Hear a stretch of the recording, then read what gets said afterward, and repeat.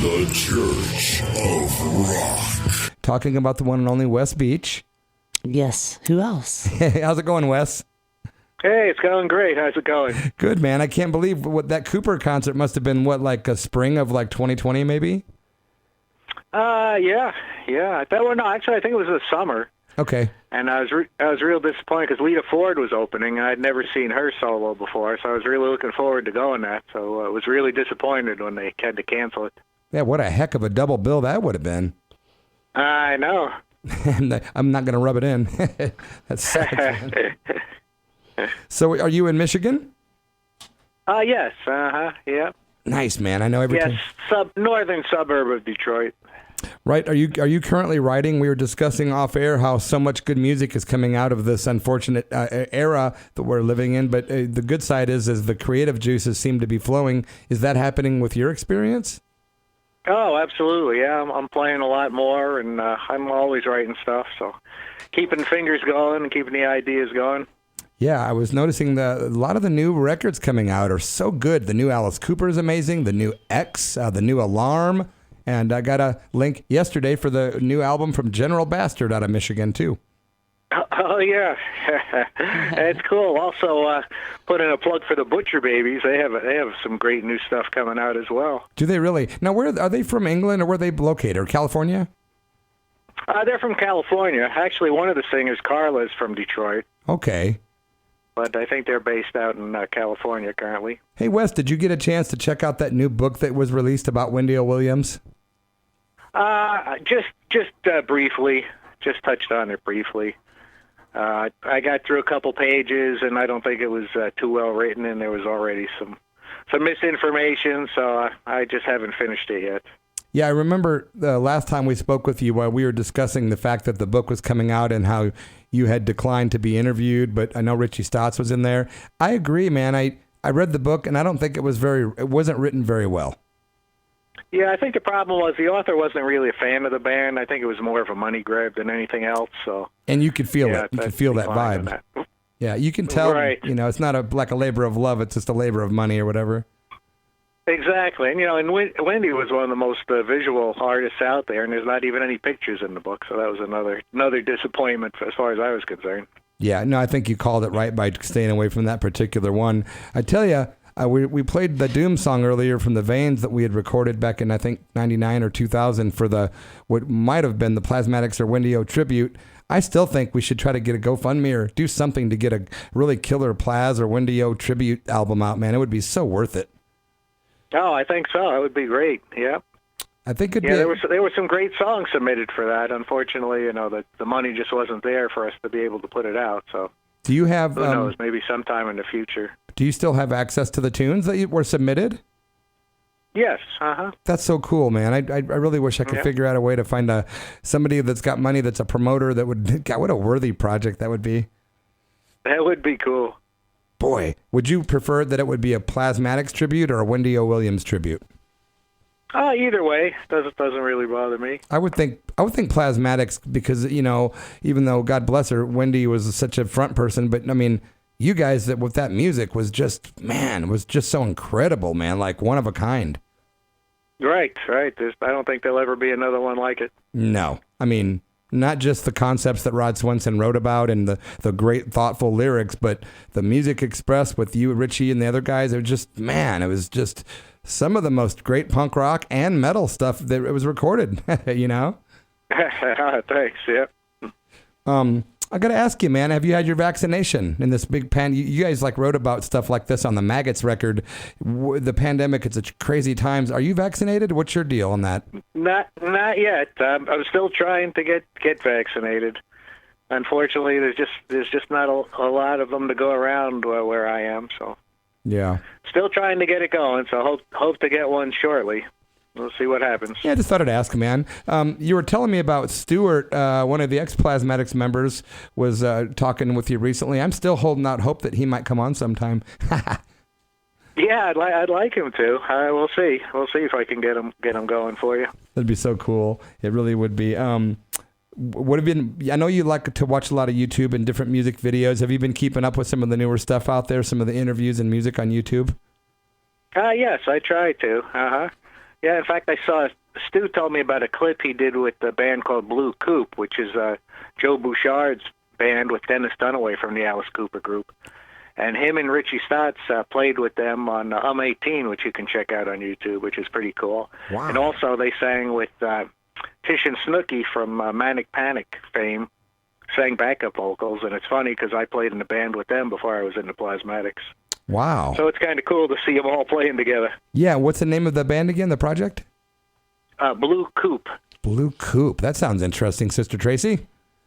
Yeah, I do. I like that name. I don't know, band names and song names are hard to come up with. I think it's like so much has been done, so it's hard to be creative Right. coming up with names for songs.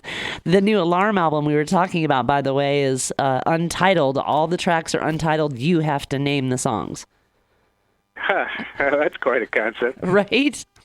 That is a trip, man. I figured you'd think that was interesting. Uh-huh. Something I've wanted to ask you for a while. Are you a father by chance? Do you have kids, Wes? I do. I've got I have to think how old they are now. My son's going to be 21 next month, and my daughter's going to be 24 next month. So, yep. Wow, I had no idea, and I don't like to get, you don't get too personal, and I know you're a kind of a private guy, but I just had no idea. I was like, I wonder if Wes is a father. I had no idea, man. That's cool. Oh yeah, it was cool. Do your kids play music? They listen to music. My daughter dabbles on the keyboards. My son used to play clarinet when he was in school, played for a number of years, and tried to get him involved. He wanted to play bass for a while, but he never really got into it. And I didn't really push him. If he wanted to pick it up, it was available to him. So. Yeah. But they both listen to a lot of music, and I'm surprised at some of the stuff they listen to, and they're familiar with so many songs and things.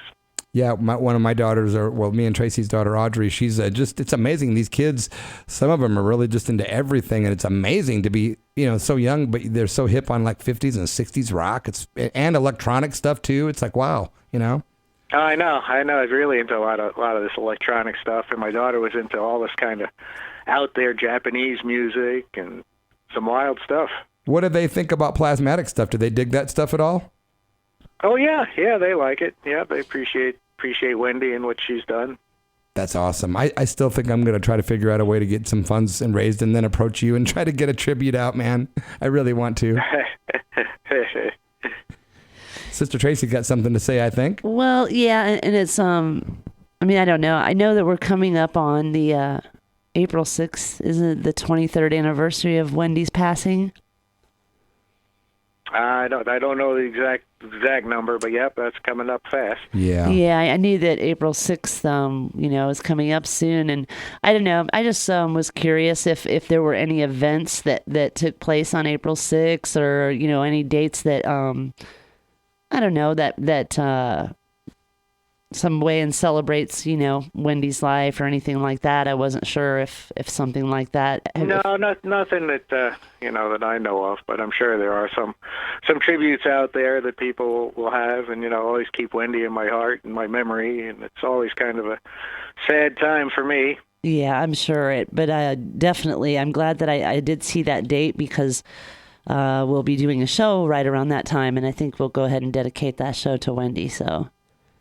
Oh, that would be really nice. Thank you. Yeah, absolutely. We love her, so.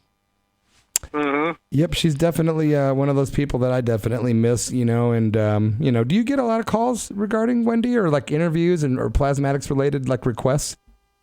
Oh, yeah, it's quite a few, and it's glad to see that, a lot of people are keeping the memory alive out there, and there's still a lot of interest in the band and in Wendy, and that's really cool. I've been doing a number of podcasts lately, and that seems to be real popular, especially a number of KISS-related ones because of our involvement with KISS and Gene Simmons. That's right. Have you kept up with Gene over the years? Are you still in touch with him?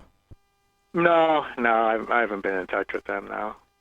Gene kind of seems to be in his own little world. Oh, yeah, absolutely. Yeah. Mm-hmm. Boy, I just had a thought in my head, and you know how that happens, and it just completely went away. I'm like, how embarrassing! We're on the radio. I hate that, man. What was it? There was something. Oh yeah. Do you happen to have? I know this is a kind of a goofy question, but I figured I'll try. It's like fishing. Maybe I'll catch one. Maybe I won't. Do you have any stories that you've never really shared? Like any stories that come to your head that would be fun to share, even if it's like one or two stories, plasmatics related, even if it's a small story that might be kind of cool, or Gene Simmons or related. Gene Simmons related, or Wendy related, anything? I don't know, stories. Oh, well, there's always tons of stories. I mean, I got a million of them, but one that's real kind of interesting. On the Kiss tour, when we were opening for Kiss, I remember on our very first show, we showed up there, and we're getting ready to play. It was down in Knoxville, Tennessee, and we're watching them sound check, and they were really good. I think I don't know, maybe they were just trying to impress us, but I thought the band was great. They were playing great. So we were waiting to do our sound check, and they kept going on and on and on, and finally they kind of ran out of time, so we didn't get a sound check. So we're getting ready to go on stage, and this is on the Creatures of Night tour. That's right. So we're getting ready to go on stage, and I'm getting ready to go on and assume my position on stage right. So I go running across the stage, and since we didn't have a sound check, I didn't know what the stage setup was like, and they had that tank on stage. Oh, that's right. Yeah. So I go running like at full speed, and I ran straight into one of the turrets on the tank, slammed my shin into it, went flying across the stage. I could hear TC, our drummer, behind his drum set, just started laughing hysterically. Oh my God! I went sprawled across the stage. Oh my God! I think my shin was sore for the duration of the tour. Dude, did the guys from Kiss see that happen? No, it was dark. I couldn't see anything. Oh, that's right. Okay. That was an embarrassing way to start off the tour. Oh boy, yeah. I was at that tour actually. I saw you guys play in Iowa, I believe it was. I think it was like a place called the Five Flag Center or something like that. I believe it was a small place in Iowa. Uh-huh. Yeah, it was crazy. Oh, yeah, right in the heartland there. That probably wasn't one of the more well-attended shows, if I remember. Well, no, but we were all on LSD, and it was just an amazing, really killer experience, man. It was so great. I'll bet. That's quite the bill to see on LSD, I'm sure. Well, there was like four of us, and I mean, we were really, really flying, and it was just... I can't even express it. I remember it so vividly because you know how your senses and stuff are all heightened in awareness. And I remember the vibe seeing a Plasmatic show was not like any other band. I can tell you that. I've seen hundreds and hundreds of bands, and anyone that got lucky enough to see the Plasmatics got to see something that was just almost indescribable in energy. It was so great. Thanks. I remember when... our original bass player, Chosei Funahara, after he left the band, he came to one of the shows and saw us, and he said it was really something to be on the other side and watch the band play live. Wow, I bet that was surreal, yeah. Because I remember Kiss didn't even have, I don't think they had any pyrotechnics at that time. They were financially kind of strapped at that time, and I think they had Vinnie Vincent was on guitar, if I'm correct, I think. Right, yeah, Vinnie was on guitar. Yeah, they had some chargers, but no real pyro. That's... Yeah, I remember it was stripped down. It was just nice to have them rock and rolling without a lot of the effects. It was just kind of different, you know. Yeah, I thought that was one of the best lineups for them, with Eric Carr playing drums and Vinnie playing guitar. They were really, really a heavy rock band. Oh my God, I really did. I thought they were fantastic that night, man. It was the stuff on that Creatures of the Night album is pretty darn good, and the stuff you guys were doing was just phenomenal. So I still think the Plasmatics are one of the more underrated bands in rock history. I mean, if you haven't heard Coup d'Etat or Metal Priestess or just some of the other great records, boy, the Plasmatics did, you're missing out, man. Mm-hmm. Yep, I think you're right about that. It's kind of some hidden gems there for somebody to check out. Yeah, I know we've talked about this before, but just off the top of your head, what's your favorite Plasmatics album? I think Coup d'Etat and Maggots I really like. Yeah. What about the Wendy O solo records? Which one do you prefer, the first or second? Well, the first one, I played on the first one. Right. The second one I produced, I didn't really play too much on it. Right. So wonderful, man. So many great shows and memories. I remember I've seen the Plasmatics several times, and every time I was tripping. Yeah, so funny, man. So what's happening in the great state of Michigan? Is there any rock and roll reopening there? Is everything still kind of locked down tightly, or what's happening there? No, everything's pretty wrapped up tight here. So just everybody's chomping at the bit to get back out there and do something, and attend some shows and have some bands play. But I don't know. It doesn't look like anything's going to be happening for a while, because actually cases are up in Michigan, one of the states where it's coming back strong, which is unfortunate. Yeah. Yeah, it is, man. It's a strange time to be alive, man. I just, knock on wood every day and hope that everyone stays healthy. And for those that aren't exactly healthy, I just pray for minimal suffering for everyone, and just hope to God that, we can all get through this thing alive and feeling the best we can. And for those that aren't, God bless them all. Yeah, that's for sure. It was funny. I was just watching an old clip of us playing Butcher Baby outside, and we're wearing masks. Wow. So it's wow. A lot of deja vu in that picture. Yeah, you never had any feeling, you never had the realization then that you're going to be forced to wear them later. Yeah. Interesting stuff, man. Yeah, it's always good talking to you, man. And I think the next time I invite you on, I'm going to do some research and try to think of a few things I wanted to ask you that are slipping my mind. But there's a few things about some gigs you guys did and some of the recordings I'd like to talk about sometime down the road. Maybe touch on more of the actual songwriting of the Plasmatics sometime. That would really be interesting. I think that'd be a good conversation to talk about some of the actual songs, Yeah, absolutely. Yeah, we spent a lot of time working on songs and writing songs, and it was really something a lot of people might not realize. But we put a lot of time and effort into the music and the songs, and yeah, it shows. I hope so. Yeah. Well, Sister Tracy, before we let Wes go, would you like to say anything? Well, I do like, I have a kind of a random question I'd like to ask everyone that we interview. And if you could go back in time, like say to your childhood or to your early teen years, before you ever started playing music, if you were to go or choose another career, what do you think you would have done if you hadn't been involved in music? Another career? Well, I was starting out. I was very into naval architecture and designing warships and battleships. Really? Trippy. I would have liked to gone into that, but unfortunately my math skills weren't up to par. So. Wow, I think that's one of the most original answers I've ever heard. Yeah. Yeah, I was totally into that stuff when I was younger, and I was hoping to pursue that as a career, but when I was in the third grade, I was sick for most of the year, so I missed a lot of my math times tables and things like that, so I kind of fell behind. So as a result, I really couldn't pursue that aspect of what I was actually real close myself, one little dotted line away from going into the pilot program in the Air Force. Oh, wow. And that I look back cool. now and I think, wow, what was I thinking? And actually, when I was in high school, I got a grant to design a battleship. That's interesting. Wow, yeah. Yeah, it was pretty cool. I got to put together a proposal and things, and it was presented to me by William Casey. What? Who I think he went on to do something with the CIA, or it was pretty prestigious thing at the time.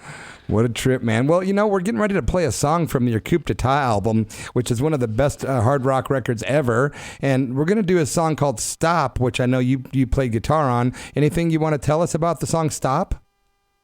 Well, Stop, I wrote that song, and I really liked it. I was going for a more kind of melodic sound, something a little catchy, and I thought that came out really good. Yeah, I was listening to Coup d'Etat last night, and I'm like, I've never played Stop on the show. I've played almost every other song you've ever done, but I thought, let's do Stop this time. So I think that's what we're going to do. Oh, that's cool. That's cool. I appreciate it. That actually came out as a 45 in Australia, of all places. Wow. Maybe I'll get on Discogs and try to order that. I've been collecting singles lately in my little retro singles case that my daughter got me, so maybe I'll try to find that one. Yeah, it's a tough one. It's a tough one to find, but well worth seeking out. Yeah, man, for sure. It's always great talking to you, Wes, and I hope that down the road you'll come back on again and visit with us. Oh, absolutely. I really enjoy talking to you as well, and thanks again for having me on. Yeah, thank you so much, Wes. Oh, you're welcome. Yeah, and hello to your family, and stay safe and healthy, my friend, and we will talk to you down the road. All right, you do the same and keep rocking. Okay, thanks, Wes. I will. Anything we're doing, we'll keep you posted, bro. All right, thanks. Take care. Yeah, rock and roll. Thanks.